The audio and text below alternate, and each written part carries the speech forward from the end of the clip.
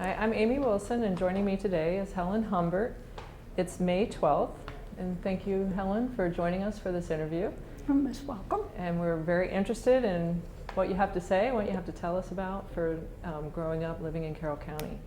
So I'd like to start with if you let us know when you were born and where you lived. Yes, I was born in December the 29th, 1927 in Wakefield Valley, over 2 miles outside of New Windsor. I was born and raised on a farm there. My father and mother were Dennis B. Smith and Edna L. Smith. And my mother had been a trained nurse in the University of Maryland, and she graduated from there with 19 other nurses. And she came to live on the farm with my father when they married, and they farmed there for many years, and they raised cows and hogs and pigs and chickens, which when I was young, I used to feed the chickens and hunt the eggs and once in a while help slop the hogs. And when the men were busy in the fields at harvest time, I did help to milk in the evening sometimes. I didn't always milk, but I did help to milk. And my mother had bronchial asthma in her later years after my oldest brother was born. And so she couldn't go out then after he was born to work in the fields. So she had to have help in the house also. And when we were running around the farm and doing our chores when we were small, we wanted to get our work done so we could go down and build a little dam in the creek so we could go swimming. When we had a little time, we went swimming in the creek. I had a horse. I rode horseback when I was home. And my Uncle John Smith lived on the upper farm, and he had a daughter, and they used to come down, and we used to play cops and robbers. Got on the horses and rode around. On the actual horses, played cops and robbers. Yes, yes, we did. And I used to ride the horse when they had put the hay up in the haystack in the barn, and I used to get on the thrash machine inside and run the blower that blew the straw out onto the straw stack in front of the barn. I used to do that. It got pretty dirty, but that's what we did. And How old were you when you did those things? Oh, about 12, 14 years old when I helped to run the thrash machine and blowed the straw in the barnyard. And we had, at that time, we only had about 35 cows, I think. Today they have many more. Our farm's been in the family for generations back. The brick from the farm built the home off on the side of the hill, and my grandfather and his father all lived on the farm. It was it was John Smith, Dennis A. Smith, and my father was Dennis B. Smith. And then when my father passed away, my brother John Elmer Smith run the farm until just last fall, or last summer he passed away at the age of 82. And he had 2 sons, and the one son moved on the home place, and he's still farming there with his 2 sons. And both of his sons are married, and they both help out on the farm. And where exactly is this farm today? 2 miles out of New Windsor, Wakefield Valley. Wakefield Valley. Yeah. You turn at the John Hyde Road and go back there. And John Hyde's is where they used to have a stone quarry years ago. And sometimes we did the wrong thing and went to the quarry and went swimming, which the water was about 60 foot deep or better in the quarry. Right. But we was where we didn't belong, you know. And I used to ride horseback to visit my friend up on the hill. They were neighbors, and I had friends up there that we visited, but I rode horseback to get there. And then when I got older, I did get a bicycle, a used bicycle that I rode up there a few times. And we went to church in New Windsor, to Methodist Church, and my people still go to the Methodist Church in New Windsor. And How many siblings did you have? brothers and sisters? I had two brothers, just two brothers. One of them passed away with cancer in 1981, and my other brother just passed away just last summer. And he was 82, I think, John, my brother was.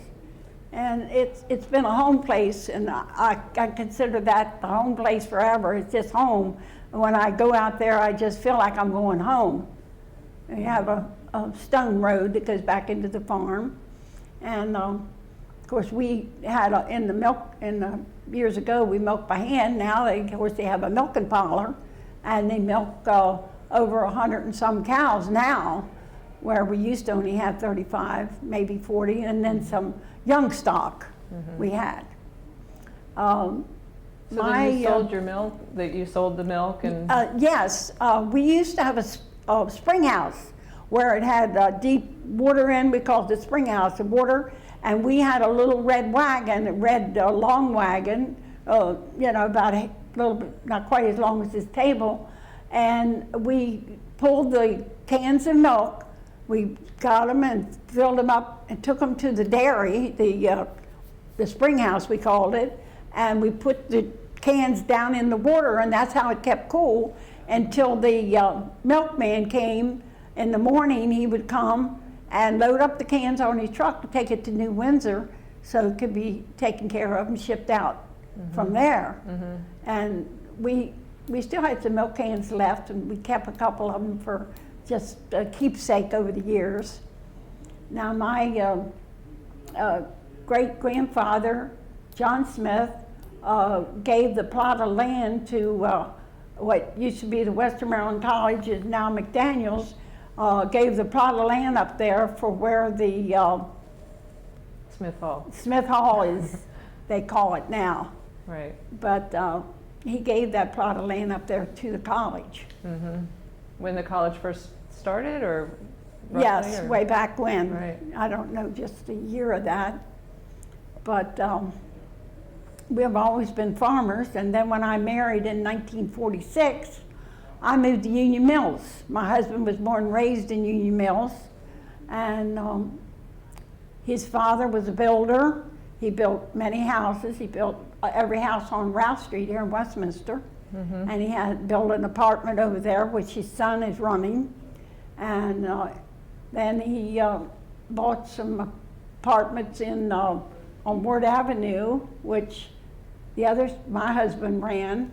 And he also built a lot of homes in Silver Run, along those little bungalows you see along the road up there in Silver Run. Well, he built all those. He had those built. And he was a builder. And he also run the store there in Union Mills for years.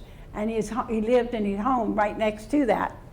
And I lived in a big double white house there with my husband for 40 years. We lived up there 40 years.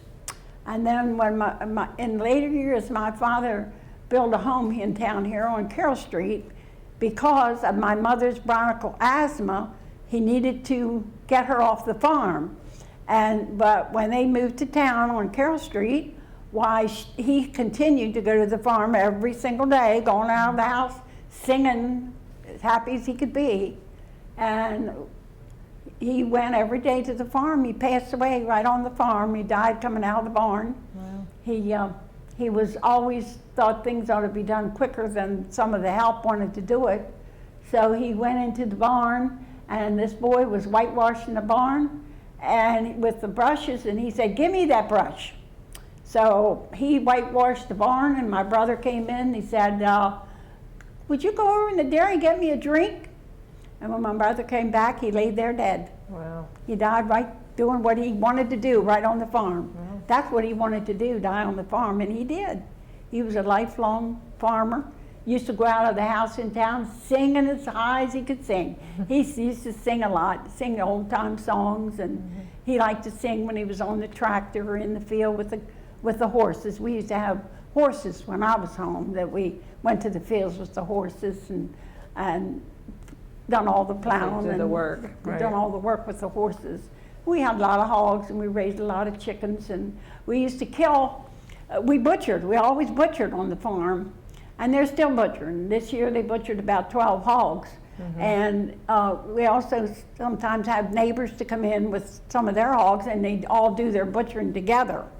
They still butcher that. My nephew has a couple of friends, and his brother, my nephew he lives in Hanover now, he comes down and gets a couple of hogs, and they go out there every year in maybe January, and they kill about 12 hogs and do all the fixing of the hogs. They make the lard and make the pudding and sausage, and they have big iron kettle in the basement. And we used to do our own chickens and freeze them. We used to do 35, 40 chickens, and I went out, cut their heads, helped to cut their heads off, and we brought them in, we picked them, and the last, after I left home, they got a chicken picker. But when I was home, we picked them by hand. I used to help cut their heads off. Well, tell the story about having to chase a chicken, cut its head off. Yeah, well, we go in the chicken house and reach down and get their legs and bring them out and put it on a block of wood and hold their feathers back and cut their heads off. And we kill those, and we had a big iron kettle in the basement, which is still there. And we made that hot outside under wood. We made fire under it, and we picked the chickens and took them in the basement there, and I helped to clean the insides out, and we done all the cutting up, put them in bags, and put them in the freezer. So we don't. So that meat was more for your family, or did you ever sell the? No. It was all for your family. And then we used to sell eggs, though. We used to have a huckster. They call them hucksters. They come around to the farm, and they come and you could sell them your eggs. If you had eggs to sell, you could sell your eggs. And they did do that. And my father and I used to take the sweet corn, and I would help him to come to Westminster, and we would go around and knock on the people's doors and sell them sweet corn from the farm. That's how we did. We loaded it up, and my mother had this asthma, and she couldn't go anyplace very often. So every, either Friday or Saturday night, my dad and I went to the movies. He always took me to the movies. And then I had a brother who sat in the car with his quarter because he wanted to save his money to buy comics with. So he wouldn't go to the movie. He wanted to save his money for comics. And it was a quarter to go to the movie? Yeah, my brother and both of my brothers liked to read comics, and I never read the comics, but they did. They liked to read the comics. So I went to school in New Windsor and graduated there in 1946. And I went to the, they had up there at the college, they had a building where when I was in the third grade, they needed to have the third grade up there. When they were building the new school that I went into later, I went to the third grade up there, and we had a store there we went to called Buffington Store, that I think they had a grade in there, and then from there we went over to the new school, which I graduated from, which is no longer a high school anymore. The last class from there is 1959, and therefore when we have our party for a closed alumni, we don't have to have, we can have it because it's smaller. And we have them from it was from 1924 that we used to have some that would come to 1945 was when I graduated. And you were telling me that back then it was only 11 years of school. Yes, we only had 11 years at that time. And you had an official graduation from from the seventh grade. Mrs. Ivy Fowler was my seventh grade teacher, and we had a graduation from her class into the high school. And we wore little white dresses or whatever and dressed up to go to graduation. And how many kids were in your graduating class from high school? 40. There was 40 of us, and we try to get together every year. And now we used to go to the fire hall, but that got at one time got too small, so we went to Union Bridge, and then so now we go to the New Windsor Fire Hall. They have a new fire hall in New Windsor, and we go in there, and we just had that in May of this month. What did you all used to do for fun in high Well, school? we used to play, we used to have a couple neighbors who'd come and play a ball outside, or we played, well, I call any over, we throw the ball over the building and like that. We used to jump rope, and we had a sidewalk into the house. And I used to make marks on the sidewalk, play hopscotch. And when I was small, I roller skated in my mother's kitchen because the kitchen was real long. We had a big country kitchen. And when I was just little, I roller skated in the house. But when I got older, I roller skated up and down the sidewalk outside. And then in the summer, of course, we went down to the creek down there where we went swimming when we got the time to go down there and do that. And I helped to plant a big truck patch. We had a large truck patch. I helped to plant the potatoes and the things in the truck patch. And we used to, we still do. I go out and help on the farm. They raise sweet corn, and I get sweet corn for myself and my son in town here, but I go out and help them cut it off the cobs. We scald it in a big black iron kettle in the basement, and I think they bring it outside and make a fire under it now instead of in the basement. And then we get, I don't know how many tubs, 4 or 5 tubs of sweet corn, or wash tubs, and we get it scalded and they cool it. They have a big sink in the basement. It has a double sink, and they put it in there and cool it. And then they bring it out in dishpans to the picnic table outside, and we cut it off the cob and put it in the freezer, which we still do. And like I bring some in town here, my son and I go out and we bring some into Westminster, and we scald it in the kitchen in here, and then I still help them cut off the corn to put in the freezer. Did you can things too? Yeah, oh yes. We used to can 4 or 5 bushel of peaches, and we canned tomatoes, and Mother canned her corn, and she even canned some of the butchering, like the sirloin and some of the sausage. She used to jar that instead of, now they freeze everything. But, well, they do freeze some of their butchering now too, but we used to jar a lot of it instead of freezing all of it. And yes, we used to jar tomatoes and just everything, corn and meat. And that was a full day's process, wasn't it? Just for one vegetable. Yeah. And Mother always needed to have help in the house because of her bronchoasthma, but she could peel the peaches and scald the tomatoes, and peel the tomatoes to put them in a jar. She could do all that handwork, and we used to make bread and rolls and Did you sell any of your vegetables to any of the canning companies? No, we didn't. Mm-hmm. Now, Mr. Humbert, they had fields that they took to the canning factory. He had a canning factory right there in Union Mills behind where we lived, and he had workers in the fields and brought the vegetables into the factory, and he run that canning factory right there. Mm-hmm. And that was your father-in-law? That's my father-in-law, John Humbert, Senior, and he also used to run the store in Union Mills. Mm-hmm. And he built a lot of homes around the town. Mm-hmm. And what do you find real different about Carroll County now that stands out to you? Well, everything's grown up and everything's changed. There's so many homes where they've taken all the land out along from New Windsor to Westminster and built it up into a lot of homes out there on the road, and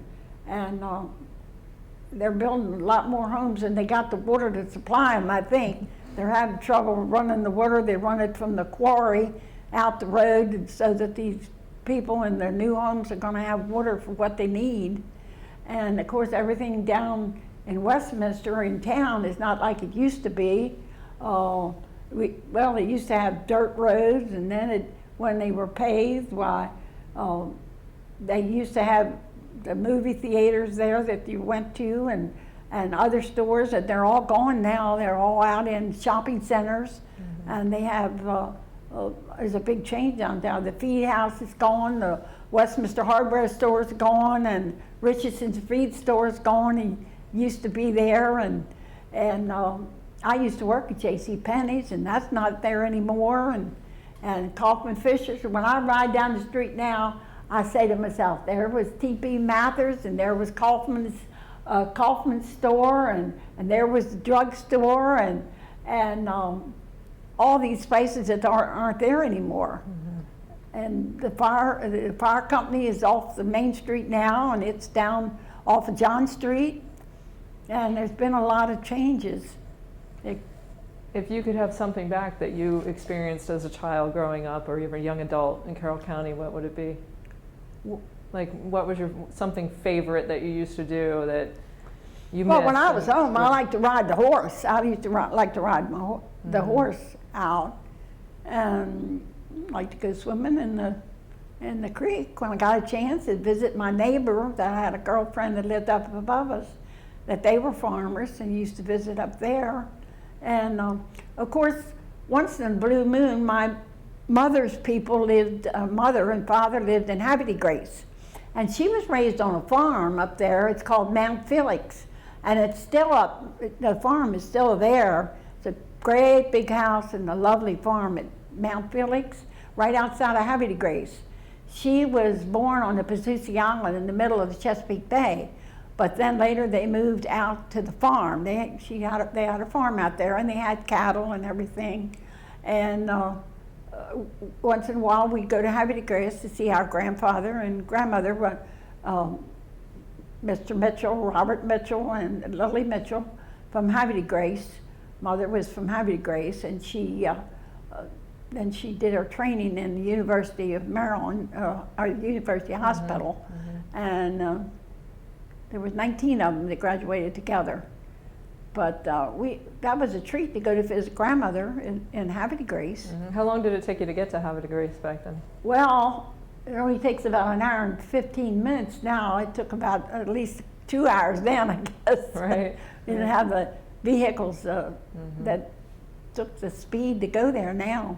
Now, did your mother ever work after she graduated? No, my mother never did. Mm-hmm. She married and moved to the farm. And my father met her in the hospital.